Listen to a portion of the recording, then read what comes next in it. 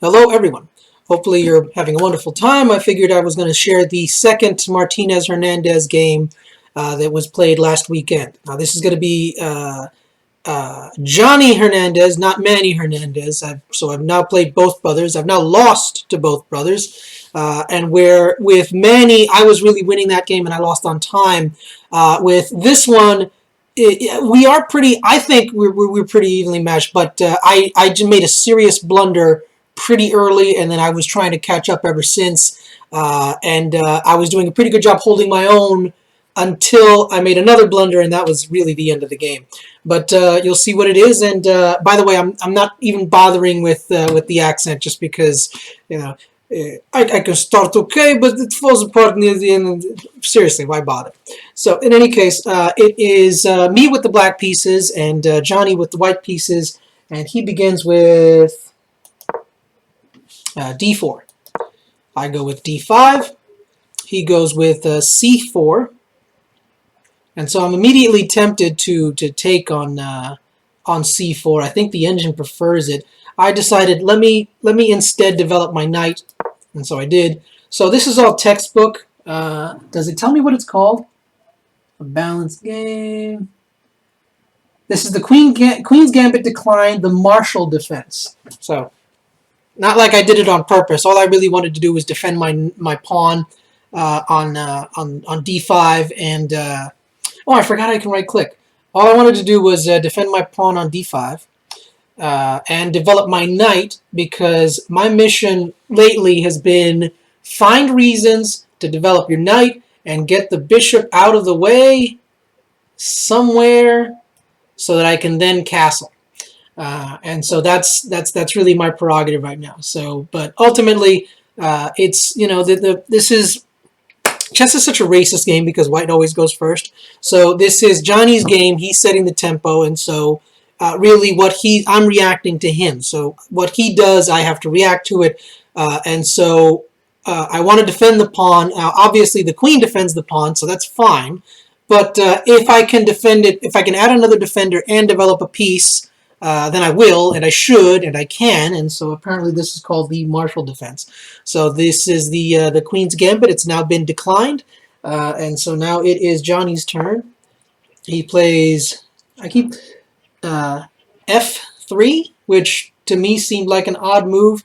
No comment from the engine on this one. I continue developing, adding yet another defender to the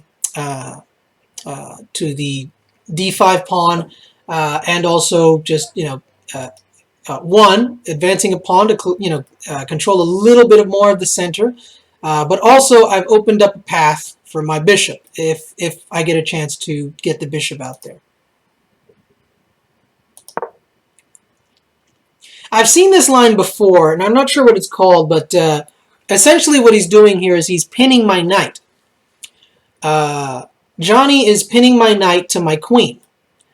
If I move if I move the bishop to defend this pawn, then my queen falls. And so, that's the purpose of that there.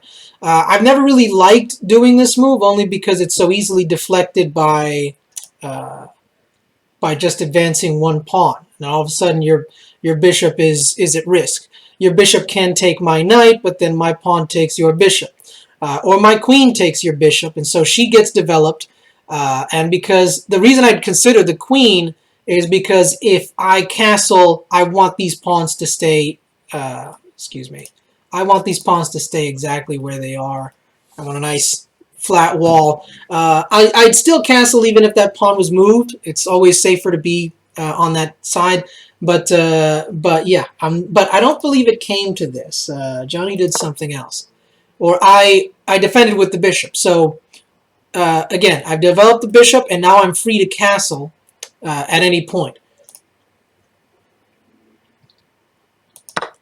So he takes, I take, and to me, I'm thinking I'm already up, I'm already ahead. The engine seems to be favoring me, only because now I have, very important, to try to maintain the bishop pair. He's now given up his dark square bishop. He only has the light square bishop left. And so the engine favors me, so long as I don't blunder, which I do. So just developing. He pushes. I really got to get used to the lettering. Like A, B, C, D, those are easy. And then afterward, I just lose it. So it's E 3. And then I develop another knight to C6. And then A3, which I thought was a very odd move. Like I didn't understand that one at all, but so I didn't think much of it. So I've developed my pieces. I'm ready to castle. I figure, I can go ahead and start attacking in the center, since white doesn't seem terribly interested in consolidating its control of the center. And so now there's an interest. So the knight moves in, and so now there's some control for white. He is threatening my pawn, and also has control of this center square as well. So it's a well-placed knight. I'm not terribly worried though at this point. But we're really ready for a lot of exchanges here. And so I guess I was the aggressor, and the engine likes that move. It says the engine actually calls that the best move for black. So my e-pawn takes on d4. His knight takes on d5.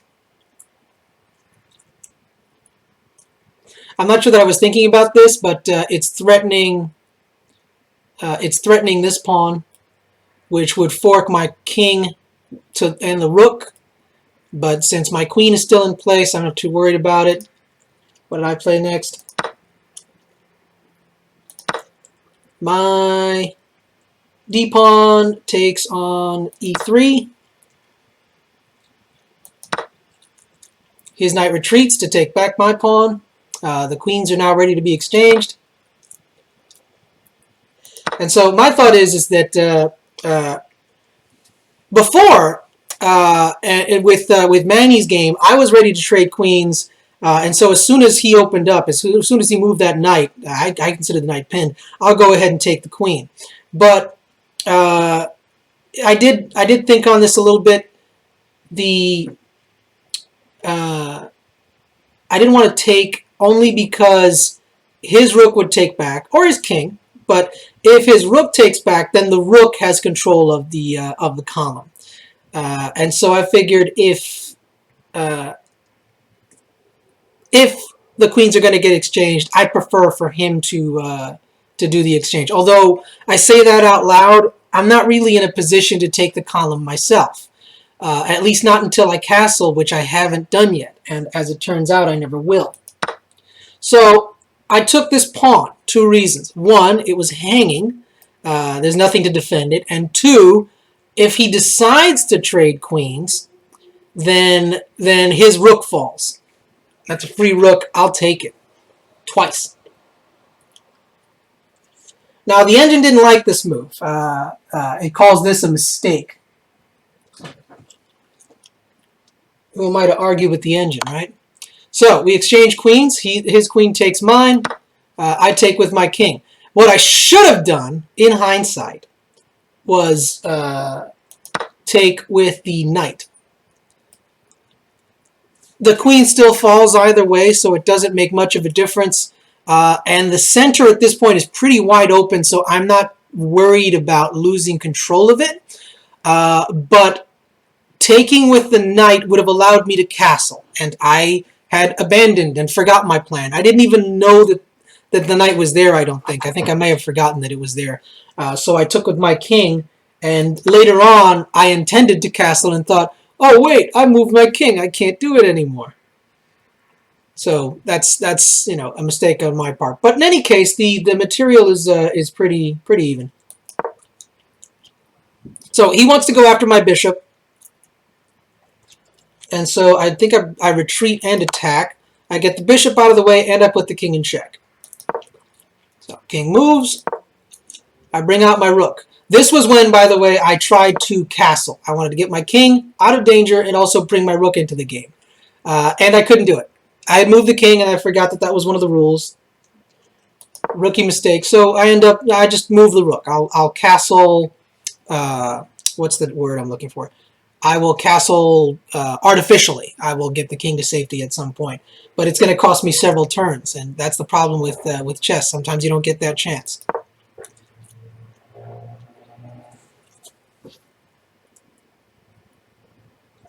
So knight to e5 again, threatening to take on c7, and then again forking now both of my rooks. And with the queens out of the picture, now I should have been a little worried. Instead, I attack. So the king is in check. It's defended by my bishop, and so I'm being a little cheeky here. The engine is still preferring me, but there's no comment on this move. King moves. My bishop is in danger now. So I bring in the other bishop. Now the engine is telling me this is a blunder, and it is. I wasn't thinking. I said, well, I've been checking the king. I've checked the king. This is the third check. Checks are great, right? I wasn't considering, one of the safe squares that the king could go to is to take my bishop, which I thought he did right away. I guess he didn't. He decided to block instead. And so I decided, I'll just keep checking the king. Checking the king is fun. And I keep developing pieces. And the engine is telling me that this is actually a missed win.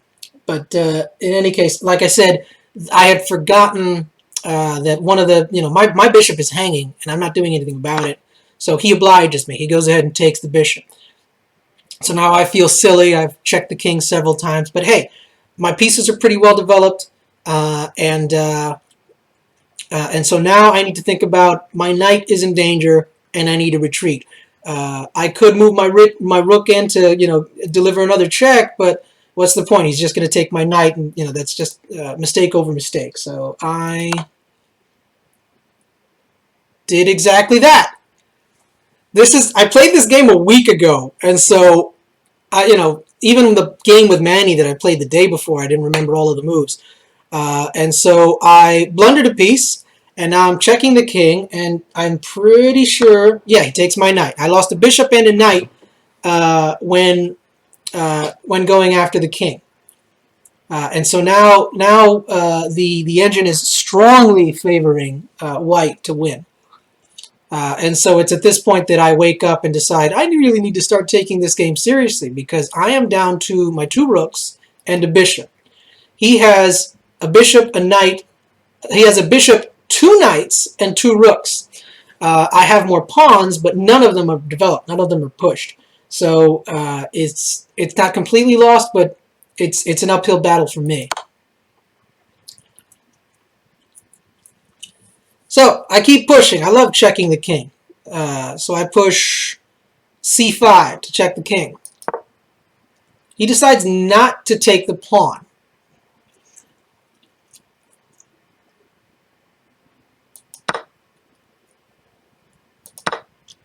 Yep, and so I took the bishop. My bishop's in danger. And so sometimes when I'm playing chess, I have tunnel vision where I only see what you moved. I don't see what other avenues might have opened. And so I'm only looking at the king. I'm only looking at the bishop. And I'm thinking, my bishop's in danger. I need to move the bishop to safety. Now, I've got plenty of squares to go to. This square is not safe. Neither is this one. So I can't go that way. But I can retreat. I'm still in line for this bishop, and then that's what got me thinking, oh wait, can I take that bishop? I'm looking at the pawn like, oh, it might be in danger. No, the pawn is facing this way. It's totally safe. Take that bishop. So I've lost a bishop and a knight like an idiot, and now I've taken a bishop back. So now I'm only behind by a knight, so things are looking up for me, if I can keep it going. So now my bishop's in danger, and I take the pawn. The engine doesn't like this either. It calls this a mistake. Doesn't indicate to me what I should do instead. But I've taken, what did I take? I took a piece and a pawn. So I took a bishop and I took a pawn. I'm feeling pretty good. Excuse me.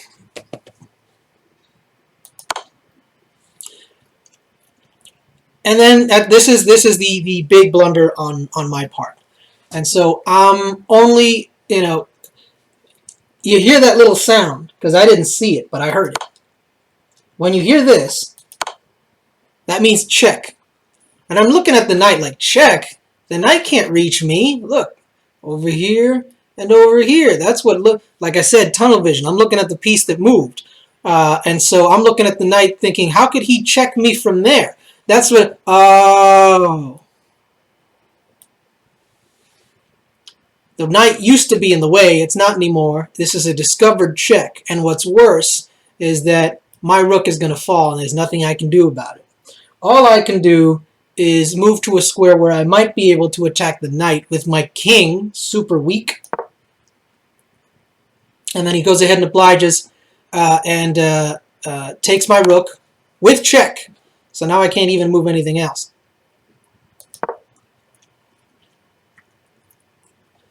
I moved the king here for a very specific reason. I could have moved here, but there's no point in doing that. The knight is going to run away, and once the knight goes either here or here, well, actually, if it goes there, I'll take it with my pawn. So really, the only escape square is this one. But in any case, I didn't want to retreat behind the pawns. I did want to keep this open if I could. And right now, the only place the knight can go is here and here. So long as I can keep my king here, that's not right. The knight can only go here and here. So long as my king stays put, then that knight has to stay put. The other thing is that I have now lost both of my rooks. No, I'm sorry, I've lost one of my rooks. I only have one left. But look at what's happening here. This knight is pinned to this rook. So long as I can keep this rook, my rook, on the back rank, on the A file, on the 1 file. If I can keep my rook there, then both of those pieces have to stay put. If the knight moves anywhere, then I'm taking that rook and it's free. And the rook can't get out until these pawns start marching up the board, or at least this one. This one. And it'll have to go at least this far, and then it'll take 1, 2 turns before the rook is even active, and really 3 moves before it threatens anything down the board. So I'm feeling pretty good. I'm down material, but I've got a trap. I've got a knight trapped over here. I've got another knight and a rook trapped over here. All I have to deal with is the king, 2 pawns, and a rook. I might be able to hold this. The engine doesn't think so, and neither does Johnny. He starts pushing his A-pawn. I'm not worried about the A-pawn. My king is there.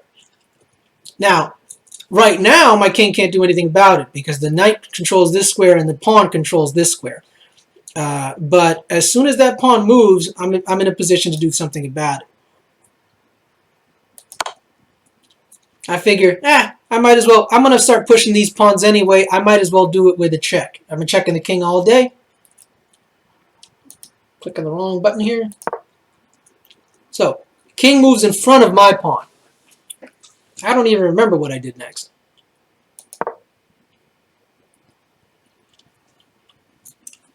I retreat the bishop a little. I'm aiming at this pawn. If it doesn't move on its next turn, then I'm just going to take it. It does move, and so I push my pawn. This was a mistake, another mistake on my part. My thinking is, he's going to take, I'm going to take. I keep forgetting that this knight is here. Johnny pushes the pawn to lock up the structure, which I'm happy with. I don't mind this. So long as my pawn stays in front of it, then he can't promote. I'm thinking I'm in better shape. I start pushing my pawns. The engine right away is thinking, oh, this is a mistake. Again, who am I to disagree with the engine? Johnny starts pushing his H-pawn. Now he's making room for the rook. It'll take several moves for the rook to get activated, but at least there's some activity there. Oh look, I made a move that the engine is calling the best move. I pushed my c pawn to 4, c4.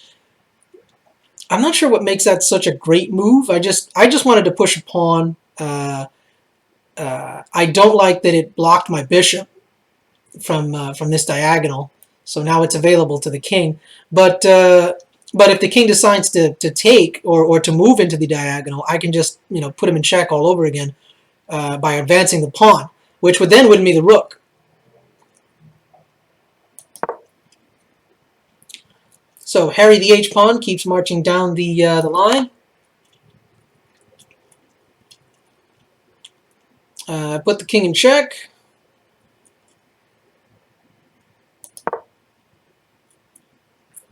He decides to move. My thinking was that there's no way he's going to risk taking with his rook, because then his rook would just fall to my rook, which was my intention. I will happily trade a bishop for a rook any day. Even though I'm down material, I'm kind of running out of ideas. I retreat the rook. I'm sorry, the bishop, only because now it's in danger and the king isn't in check. And then Johnny goes for the attack, so he puts me in check now. Now, what do I do? My thought was, I want to stay close to the knight, but I can't do that anymore. The knight is attacking these squares, the pawn is attacking this square, and the rook is taking these squares. So really, I've only got one square to go to, which this will allow the knight to escape, and it does. And it's threatening one of my lower pawns.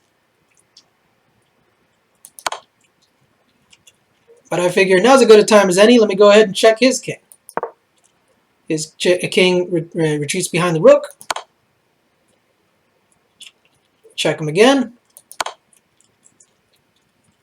He blocks the check and puts me in check at the same time.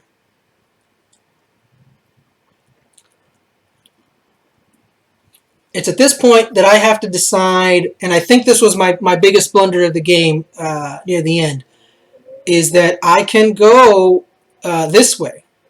I can go this way and then put myself in a position where I can attack this pawn and defend the base of this pawn chain, and then just march these 3 pawns down the field. Instead, though, my thinking was, oh, actually, I don't think it was here that I blundered, because it's got to be later on. What do I do here? So I take the knight with my bishop, and then I lose my bishop. Pretty even trade. I'm still down material, but at the same time, I've still got these 2 pieces pinned. So I'm not completely distraught. I want to move the rook out of the way just because I don't want it to fall. The next move. So rook.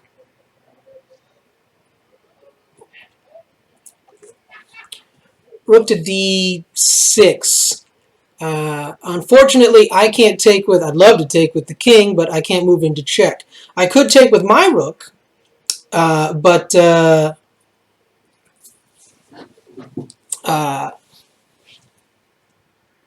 actually, I think that's what I really should have done, and that's why the engine is preferring me right now. In my head, I thought if I take with my rook, then he's going to take with his king. I might not have considered the fact that obviously his king can't move into check. I forgot what I did at this point. I rescued my rook, and now the engine is favoring white again. I was ahead by so many pawns. It might have been a good idea to take that rook out of commission and not leave Johnny with 2 rooks. He starts marching his pawns. My pawn chain is, like, every one of those pawns is opposed, so I'm not terribly worried. I start pushing my own, since they're closer, and 2 of them are passed pawns. I think this is where I blundered, right? Let me think. Yeah, this is where I blundered. So I know that I want to move the king, and I know that I want to move the king close to this pawn to defend it. And so I can go here or I can go there. And my thinking was, if I go this way, it's safer because I'll still be able to defend the pawn, and I have another pawn that's behind me, which I'll still be able to defend, and which will stop the rook from trying to take that pawn. Or like if the rook decides to go there, I'll just take with this pawn. But then it'll be a race of trying to stop this pawn from promoting. But that's a long train. My thought was I can go here. It's safe. I knew that. My thinking though, and what the move that I made was that I went this way instead. And my reason for thinking that was, well, I want to defend this pawn, and okay, the position's a little bit more open, but who cares? He can move his rook to check my king, but I have other squares I can go to. Meanwhile, from here, say if he checks me, maybe I abandon the pawn. After the rook comes over here, this pawn is no longer in danger. I can go ahead and run my king over here and start attacking his pawn chain. And so that's what my thinking was when I moved my king. And this was a major, major blunder, something I didn't consider and I didn't think about. But Johnny found it and capitalized it very, very handsomely. And this is why you want to use your bishops and your knights the best way you can. Throughout the whole game, this knight has been pinned to this rook. And if it moves, that rook falls. Unless that movement happens to be check. My king is checked. And there's no way for the rook to take out that piece, and I don't have any other pieces that can take out that knight. So now what happens is that I have to move my king, and now my rook falls. And I thought my rook would fall to this rook, and then maybe I'll just at least take the knight. But instead he takes with the knight. And so not only is the knight safe, not only is the rook available to attack, now my king is in check again. And now I'm going to be being chased by one knight and two rooks. Wrong button. Again, I'm marching toward the knight. My thinking is, if that rook moves, then the knight falls. And I also want to defend this pawn from the rook that's over there. Again, knight moves with check. I get behind the pawn. Knight moves again with check. I'm marching toward the knight. I know that I can't take the knight because of the rook, but that means the rook has to stay put. And I want to stay close to this pawn. Now the rooks are coming in for the kill. But to do it properly, he's going to have to move. I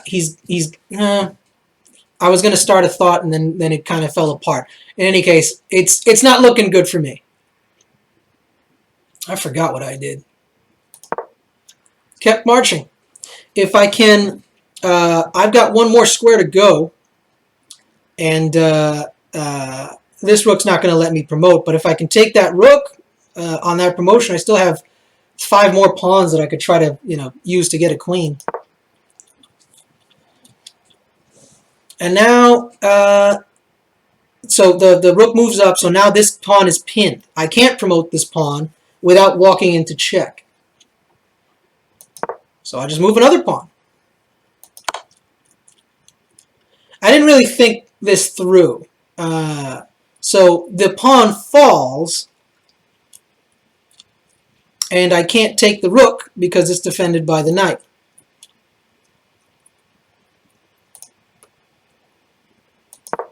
So I retreat. Now the rooks are closing in, and there's really no escaping this. This is the end, I think. I try to retreat. Maybe I can get behind the pawn. The pawn is now pinned. I'm behind the pawn now. I'm threatening the rook. The rooks are connected, and they're in check. I take the pawn because I can. The knight comes in, takes away these 2 squares from me. I already can't take any of these either. So he's got to be real careful. This isn't necessarily stalemate. I have plenty of pawns that can move, but this is a dangerous little bit of exchange. So I push. My thinking is he can take en passant, but I have another pawn that can take instead. If he doesn't take en passant, then I've locked up these 2 pawns, and I will lock up these 2 pawns once I advance this one. And so it'll only be this one that's going to be the weak link. So check. Or is that mate? I think that's mate because there's no more moves. Let's see. I can't go here. I can't go here. Or here. Or here. That is checkmate, and so that's the end of the game. And really, I was feeling real good about myself. I figured, I had a couple of blunders, but the game could still have been played, I think, until...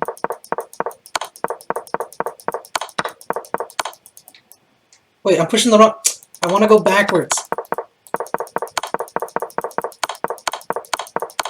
There. That was my mistake. If I'd gone the other way, that knight stays pinned. This pawn keeps marching. I might not have promoted it, but he would have lost a rook in the process, I'm pretty sure. And so I've got more pawns. It's a much more even game. But by putting my king there, I did not calculate the fact that I was within striking distance of this knight. Boom. Right there. Right there. Check. My rook falls, and it's all downhill. From this point on, the engine does not prefer me at all. There's a little bit of a back and forth in this game, but no, after that, it's really over, and I'm just trying to save face. And I did pretty good, I think. I had plenty of pawns to left over. I think my play was pretty good after that. But yeah, I was just down too much material. Once I lost that rook, I really lost any chance of winning or drawing or really making life hard for the king. And so that's it. Wonderful game between me and Johnny. I hope to play them again, but not so soon. I got to lick my wounds first. But that's it. You guys take care and God bless. As a little bit of an aside video, I decided, why don't I take a look at the knight? Because obviously in this game I learned to really appreciate the reach of the knight. In my head, I already know where the knight can go, but I wasn't really considering, and I've never really seriously considered the reach of the knight. Not just where it can go, but where it can reach. So in my head, I already know that the knight can go here, and here, and here, and here, and here, and here. 8 squares. So these are the 8 squares that this knight can go to on the next turn. But the reach of that knight is where it can go after that. And that's really where, I mean, look at how large this area is. I mean, it's only 8 squares, and they're in the form of like a little circle, if you will. But from there, the pattern gets much larger. So I'm going to go ahead and use red squares for this. So the knight from here can land here, here, here, here, here, here, here, here. So there's no circle. Now we have another circle with it, and here, where it can reach, Here, here, here, here, here, back where it came from, here, and here. So that's just for these two. I'm just going to say, so let's do this one now. These are already highlighted. Here, back where it came from, here, here, and here, and here. This square down here, then I can go these two, these two, these two, and these two. Now let's do this one, these two, and these two. Now for this one here, it is these two, these two, these two, not this one, these two. So, alright, so now I've mapped it all out. So you see, the knight can go in one turn anywhere where the arrows are pointing. But from any of those positions, the knight can go to any of those red squares. So if you do enough planning ahead, you can really get your knight to where you want to go. I've always considered the knight a short, attacker. It can attack longer than the pawn, but much shorter than the queen or the rook or the bishop. But this last game has really made me appreciate the reach that the knight can have. I mean, look, from the center of the board in 2 steps, it can reach. It really could reach any side of the board, not necessarily every square, but really any side. And that's an interesting thing to think about and try to keep in mind when I'm making my next moves. So thank you, Johnny, for that lesson. I hope you take care and God bless.